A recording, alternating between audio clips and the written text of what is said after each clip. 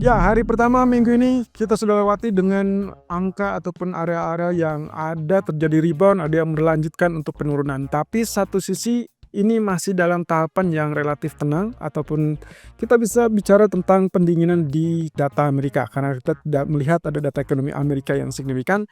Tapi ya, dolar akhirnya mengalami pelemahan ataupun koreksi seperti yang kita bahas kemarin. Nah, tapi untuk hari ini kelihatannya kita mungkin ada sedikit gangguan dari beberapa data ekonomi yang cukup penting dan salah satunya adalah data inflasi dari zona Eropa. Ulasannya kurang lebih seperti berikut. Oke, dari Amerika, karena kita masih tetap menunggu masa pelantikan dari Donald Trump sebagai presiden yang memenangkan pemilu 2024, maka kita harus melihat dan meninjau siapa kandidat-kandidat yang akan masuk ke dalam jajaran menteri di kabinet Trump jilid 2. Oke, ini adalah beberapa kandidat yang katanya menurut kabar berita yang saya dapatkan ini adalah sosok 4 figur atau 4 orang yang memungkinkan untuk disorot ataupun diinterview oleh Trump sebagai menteri keuangan di kabinet yang baru. Jadi nanti akan menggantikan Janet Yellen yang mungkin sudah masanya untuk berakhir. Tapi sebelum ini teman-teman perlu juga sedikit mengingatkan ada beberapa hal yang mungkin akan menjadi sorotan utama, yaitu kebijakan-kebijakan Trump tentunya harus ditopang juga dengan menteri-menteri yang juga mendukung kepada kebijakan tersebut. Nah, menurut kabar yang saya sempat dapatkan sebelumnya, ada rumor juga bahkan kandidat sebagai menteri keuangan ini salah satunya adalah ketua Fed Jerome Powell. Ya, ini cukup menarik ya, karena setelah beberapa waktu yang lalu kita sempat melihat interview yang dilakukan oleh Powell, justru dia menolak untuk berhenti ataupun turun dari jabatannya sebagai ketua Federal Reserve. Tapi tidak disangka-sangka ternyata nama dia masuk dalam radar sebagai menteri keuangan di kabinet Trump. Tapi benar apa tidaknya kita harus memvalidasi kabar tersebut dalam beberapa waktu ke depan. Nah, sementara kalau lihat dari 4 nama ini, kelihatannya tidak ada nama yang muncul sebagai Jerome Powell ataupun kandidat menjadi Menteri Keuangan Jerome Powell. Nah, dari 4 nama ini, nama pertama Kevin Walsh itu adalah nama yang juga terlibat dalam krisis 2006 atau kurang lebih di era krisis 2007-2008 ya. Karena Kevin Walsh sempat menjabat sebagai anggota Dewan Gubernur Fed di area ataupun di sekitaran tahun 2006 sampai 2011. Jadi sebetulnya kalau lihat dari sosoknya, harusnya ini adalah nama yang bisa dibilang cukup berpengalaman untuk menghadapi potensi krisis di era mendatang. Ini dikhawatirkan akan terjadi kalau misalkan kebijakan Trump katakanlah menggeser ataupun menggeret ekonomi Amerika yang dikhawatirkan malah terjumus kepada hard landing atau bahkan resesi.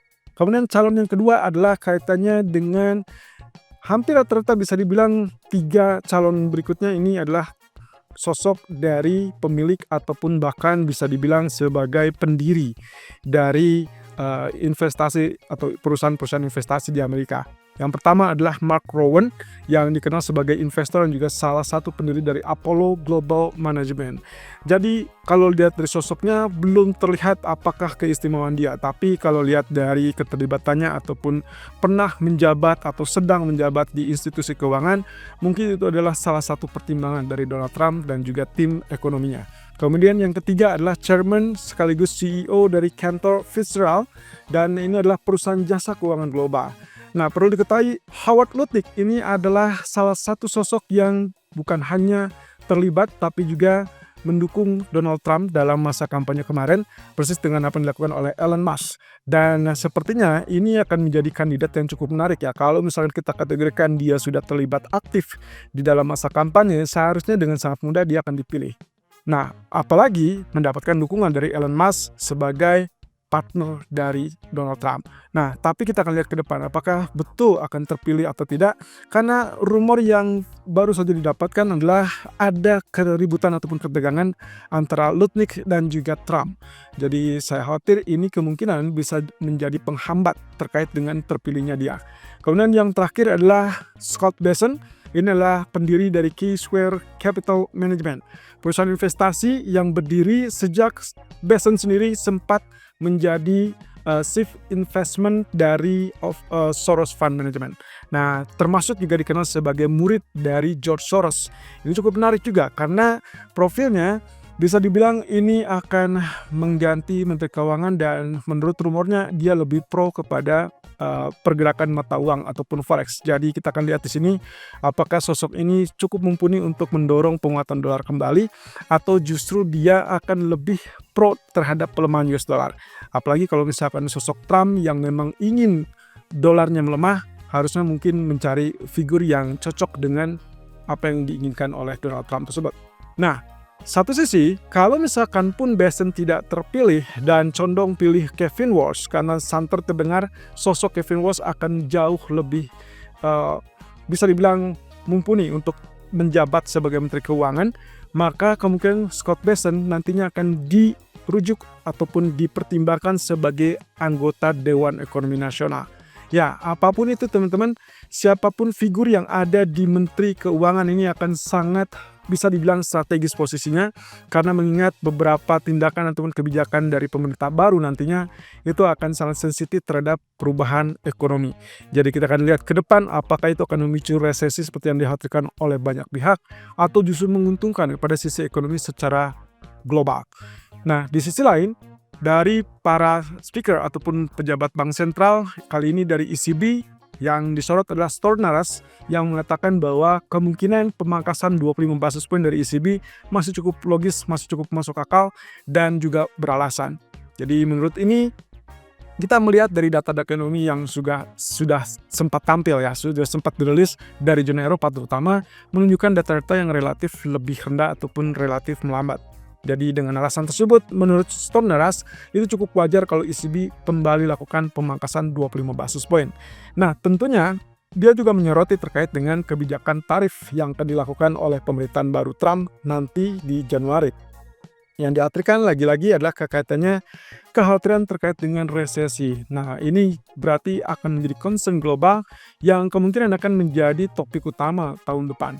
Nah, kemudian dari Philip Lane sendiri agak sedikit berbeda dari pandangan-pandangan orang lain, di mana saat bank sentral lain berpikir tentang menurunkan suku bunga, tapi Philip Lane justru menerawang ke depan terkait dengan potensi untuk kenaikan suku bunga. Sepertinya dia coba untuk membandingkan kalau misalkan ternyata terjadi katakanlah ekonomi yang cukup panas, maka mau tidak mau guncangan tersebut harus diatasi dengan kenaikan suku bunga. Dan dia berkata, andai kata para pembuat kebijakan itu punya penerawangan yang sempurna, maka mereka akan segera melakukan kenaikan tersebut sebelum terjadi kejadiannya ataupun terjadi peristiwanya. Nah, jadi dalam hal ini kemungkinan yang paling dekat adalah terkait dengan pertemuan di bulan Desember, dan semua bank sentral kemungkinan akan memiliki agenda pertemuan satu kali lagi di akhir tahun ini. Termasuk juga Federal Reserve yang diperkirakan akan menurunkan suku bunga, tapi semua ini balik lagi tergantung data ekonomi. Yang menarik juga dari Megan Green dari BOE atau Bank of England, dia juga cenderung resmi mendukung terkait dengan penurunan suku bunga dari Bank of England, tapi dengan catatan bahwa dia melihat ada inflasi jasa yang kecenderungannya mengalami kenaikan ataupun peningkatan. Tapi secara keseluruhan jalurnya masih tetap dalam jalur penurunan, sehingga ya ini adalah alasannya tepat untuk menurunkan suku bunga kembali. Nah, sementara untuk pelonggaran pasar tenaga kerja ataupun bahkan pertumbuhan upah, dia melihat ada potensi seharusnya tetap turun. Jadi ekonomi yang melambat, daya beli yang berkurang, seharusnya ini juga alasan yang tepat untuk menurunkan suku bunga.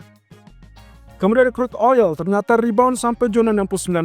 Jadi kalau lihat dari pergerakan kemarin ternyata tertahan di $66 persis beberapa kali selalu kita lihat 65, 66 itulah zona support yang cukup efektif. Kemudian dia rebound, dan pendukung reboundnya adalah salah satunya kita bicara tentang izin ataupun ya kita anggap saja ini sebagai pro kontra ya dari kondisi geopolitik yang terbaru antara Rusia versus Ukraina, di mana Trump sebagai presiden terpilih menginginkan untuk katakan membujuk ya antara Rusia dan Ukraina supaya damai. Tapi di sisi lain, Presiden Biden justru mengizinkan Ukraina untuk menggunakan senjata jarak jauh.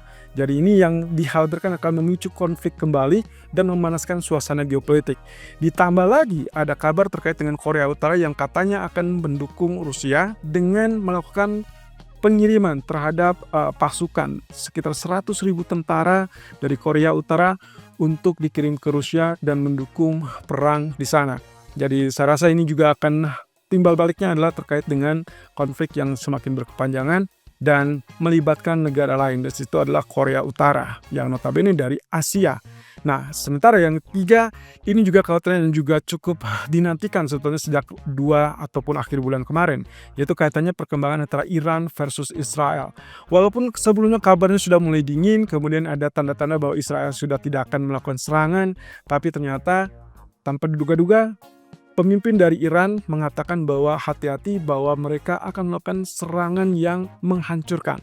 Saya tidak tahu apa artinya menghancurkan ini, tapi kalau misalkan lihat dari bisa dibilang respon ataupun reaksinya, ada kekhawatiran juga ini akan melibatkan serangan yang lebih aktif ataupun intens dibandingkan yang sebelumnya. Jadi hati-hati di sini, kemungkinan kita akan lihat pertama kalinya kalau itu terjadi, maka spike yang akan terjadi adalah antara crude oil atau harga emas, karena sebagai safe haven tentunya.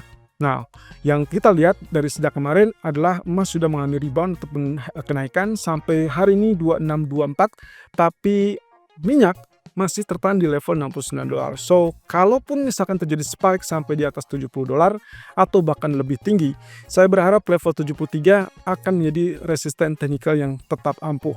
Kalau misalkan tidak ditembus, berarti fix kegiatan geopolitik ataupun ketegangan geopolitik ini akan relatif bersifat sementara, dan itu berarti tidak ada alasan kembali untuk naik di atas $73. Tapi sebaliknya, kalau dia terus mendorong sampai tembus di atas $73, let's say mungkin $75, maka kemungkinan hampir bisa dipastikan geopolitik masih tetap memanas dan beberapa waktu ke depan harus menjadi catatan utama. Nah, sebaliknya, alasan untuk tetap melakukan sell dalam jangka pendek adalah kaitannya dengan tingkat permintaan China yang sampai saat ini kita belum dapatkan peningkatan. Jadi kalau data yang menunjukkan di bulan Oktober kemarin terjadi penurunan sekitar 5,4% basis tahunan, dan itu menjadi 14,07 juta barrel per hari. Ya, artinya kita belum mendapatkan alasan yang tepat untuk menahan posisi buy crude oil untuk medium term. Tapi kabar bagusnya adalah kalau kita kaitkan dengan kebijakan Trump nantinya di 2025, salah satunya adalah terkait dengan dukungannya terhadap bahan bakar fosil, yang artinya kemungkinan mereka akan tetap melakukan kegiatan katakanlah lebih kepada kebijakan untuk mengebor ataupun pengeboran kembali, dan itu berarti tingkat permintaan ataupun tingkat pembelian terhadap minyak itu akan kembali meningkat. Nah, dengan catatan berarti kalau seperti itu kita harus juga mengamati crude oil inventory dari Amerika, termasuk juga rencana mereka untuk membeli kembali cadangan minyak strategisnya atau SPR yang menurut kabar bulan lalu sebetulnya sudah dilakukan di area 66 ataupun bahkan 70. Oke, sementara untuk data ekonomi nanti malam, tolong perhatikan data-data seperti housing starts dari Amerika, karena itu adalah satu-satunya data yang mungkin akan digubris oleh market, walaupun saya agak ragu ini akan menjadi faktor penggerak market ya.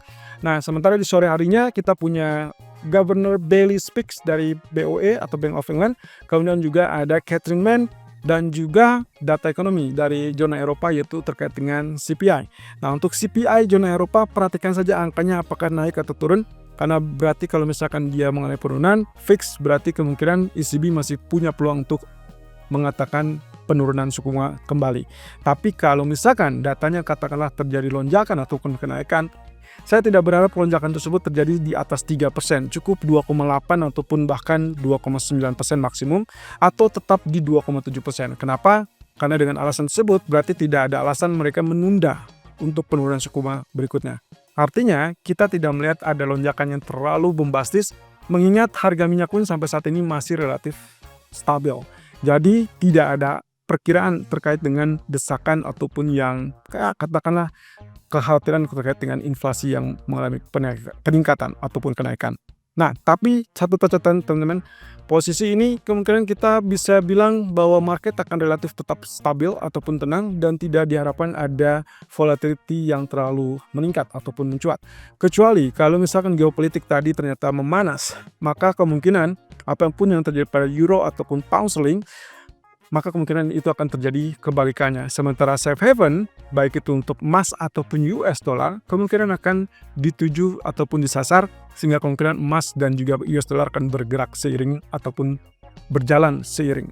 Nah, itu berarti USD Japanese Yen akan mengalami penurunan. Well, apapun itu, perhatikan volatility beberapa jam ke depan.